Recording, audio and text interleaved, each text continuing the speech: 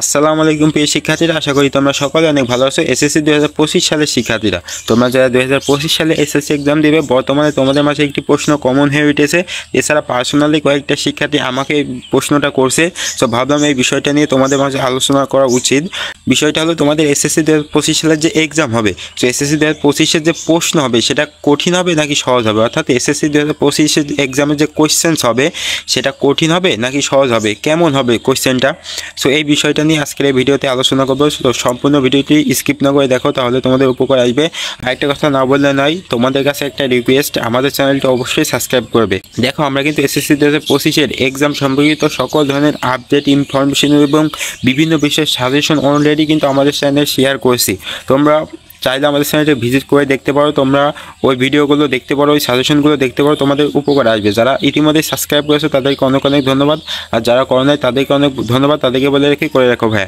এখন মূল ভিডিওতে যদি আমরা যাই, মূল যে বিষয়টা সেটা হলো, তোমাদের যে কোয়েশ্চেনটা সেটা হলো এসএসসি 2025-এ যে পরীক্ষা হবে সেই পরীক্ষার প্রশ্নটা কেমন হবে, কঠিন হবে নাকি সহজ হবে। দেখো, এই বিষয়টা যদি এক্সপ্লেইন করি, দেখো এটা সত্য যে দেশে বর্তমানে রাজনৈতিক সমতার কারণে, যেমন কোটা সংস্কার একটা ছাত্র আন্দোলন গেল, তার কারণে শিক্ষা প্রতিষ্ঠান অনেক দিন বন্ধ ছিল, এবং দেশের যে বর্তমানে প্রাকৃতিক দুর্যোগ যাইতেছে, বন্যা কবলিত হয়েছে দেশের অনেক জেলা, অনেক এলাকা। তো সেসব এলাকার ছাত্রছাত্রীরা কিন্তু এখন তাদের পরীক্ষার জন্য সেভাবে প্রিপারেশন নিতে পারতেছে না।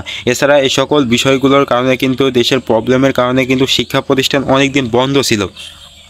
সো এই বিষয়গুলো অবশ্যই আমি বলবো শিক্ষা বোর্ডকে মাথায় নিতে, কেননা শিক্ষা প্রতিষ্ঠান অনেক দিন বন্ধ ছিল, তো তাদের কিন্তু ক্লাস অনেক দিন হয়নি। শিক্ষা বোর্ডকে বলবো, আমাদের ভিডিও কলে যদি তাদের কাছে যায় কোনোভাবে, তারা অবশ্যই তাদেরকে বলবো এই বিষয়টা তাদের মাথায় নিতে। একটা বিষয় তোমরা একটু লক্ষ্য করো, তাহলে বুঝতে পারবে, একটু মনোযোগী হও।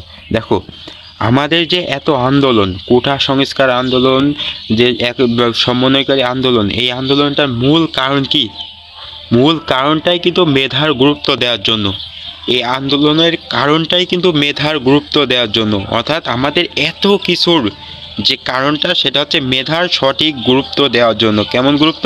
এর আগে আমরা যদি একটা ভার্সিটির অ্যাডমিশন নিতে যেতাম, সেখানেও কিন্তু কোটা, যাদের কোটা আছে তাদের একটা আলাদা সুযোগ সুবিধা ছিল, তাদের একটা আলাদা ফ্যাসিলিটি ছিল। তো এই কারণে কিন্তু অনেক ছাত্রছাত্রীরা একটা ঝামেলায় পড়তেছিল। তো এই সকল বিষয় আলোচনা বিবেচনা করেই কিন্তু আমাদের যে ছাত্র আন্দোলনটা অনুষ্ঠিত হয়েছে। এখন তোমরা বলো, ভাই আপনি আমাদের এই সব কথা কেন বলতেছেন? দেখো, এই সব কথা কেন বলতেছি তোমরা একটু পরে বুঝে যাবে। তারা বিগত বছরে যে আমাদের এসএসসি এক্সাম হয়েছে, সেগুলো আমরা যদি একটু লক্ষ্য করি, 2023-এর এক্সাম, 2024-এর এক্সাম, সেগুলোতে কোয়েশ্চেন কিন্তু তেমন একটা হার্ড হয় নাই, এবং যে কোনো বিষয় লিখে দিয়ে আসলেই কিন্তু তারা ভালো রেজাল্ট করেছে এবং পাস করেছে কিন্তু সকলে। মানে যে কোনো বিষয় লিখতেও হবে, লিখলেই পাস হবে, মানে একচটিয়া পাস বলে না, তেমন হয়েছে কিন্তু 23-24 অর্থাৎ বিগত বছর এসএসসি এক্সামগুলোতে। এখন মূল যে বিষয়, তোমাদের কোশ্চেনটা কেমন হবে? ওই যে আমি বললাম, সমস্ত আন্দোলনেই কিন্তু মেধার গুরুত্ব দেওয়ার জন্য, সেই জন্য অবশ্যই তোমাদের কোশ্চেনটা একটু হার্ড হতে পারে। কেন হার্ড হতে পারে? বিগত বছরে যে সকল এসএসসি এক্সাম হতো, সেখানে মানে বলতে গেলে একচটিয়া পাস করার মতো এমনই কিন্তু হতো। যেহেতু সকল আন্দোলন এই মেধার গুরুত্ব দেওয়ার জন্যই কিন্তু হয়েছে, সে এই সকল বিষয়গুলো কিন্তু বিভিন্ন শিক্ষা বোর্ডের যে চেয়ারম্যান আছে তারা কিন্তু মাথায় নেবে। যেমন অধ্যাপক তপন কুমার সরকার, ঢাকা বোর্ডের চেয়ারম্যান, এনারা কিন্তু এই সকল বিষয়গুলো বুঝতেছেন। তো এই সকল বিষয়গুলো আলোচনা বিবেচনা করেই কিন্তু তারা এবারটা এসএসসির এক্সাম করবেন, কেননা মেধার গুরুত্ব দেওয়ার জন্য আমাদের কিন্তু এত কিছু। সেই জন্য বলা যায় এসএসসি 2025-এ প্রশ্নটা হার্ড হতে পারে। আর আমি প্রথমেই কিন্তু বলেছিলাম তোমাদের দুঃসংবাদ কিন্তু এটাই, যে এসএসসি 2025-এর প্রশ্নটা কিন্তু হার্ড হতে পারে।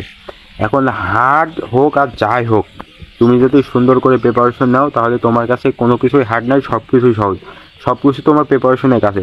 তো পরিশেষে একটা কথাই বলবো আমি, দেখো ভাই, তোমরা সুন্দর করে পড়াশোনা করো, সুন্দর করে প্রিপারেশন নাও, তাহলে তোমাদের কোনো প্রবলেম হবে না। আর তোমরা কিভাবে অল্প দিনে, মাত্র 30 দিনে তোমাদের সিলেবাসটা সম্পূর্ণ করবে, তারা ইতিমধ্যে সিলেবাস সম্পূর্ণ করেছো, তাদের তো হয়ে গিয়েছে সিলেবাস সম্পূর্ণ। যারা করতে পারো নাই, আমাদের চ্যানেলে ভিডিও দেওয়া আছে, আমি ডেসক্রিপশন বক্সে লিঙ্ক দিয়ে দেবো, তোমরা ওই ভিডিওটি অবশ্যই দেখবে। আর এই মুহূর্তে কিভাবে তোমাদের প্রিপারেশন নেওয়া উচিত, কিভাবে প্রিপারেশন নিয়ে তোমরা সুন্দর একটি রেজাল্ট করতে পারবে, এই ভিডিও দেওয়া আছে, এই ভিডিওর লিঙ্কটিও আমি ডেসক্রিপশন বক্সে দিয়ে দেবো, তোমরা ওখান থেকে দেখে নিবে। তো আশা করি বুঝতে পারছো। তোমরা সুন্দর করে পড়াশোনা করো। এসএসসি 2025 প্রশ্নটা মোটামুটি হার্ড হবে। তোমরা সুন্দরভাবে প্রিপারেশন নাও, সিরিয়াস হও পড়াশোনায়, তাহলে যত হার্ডই হোক না কেন তোমরা ভালো কিছু করতে পারবে। তো আজকে এখানে বিদায় নেবো। সকলে ভালো থাকো, সুস্থ থাকো, আল্লাহ হাফেজ।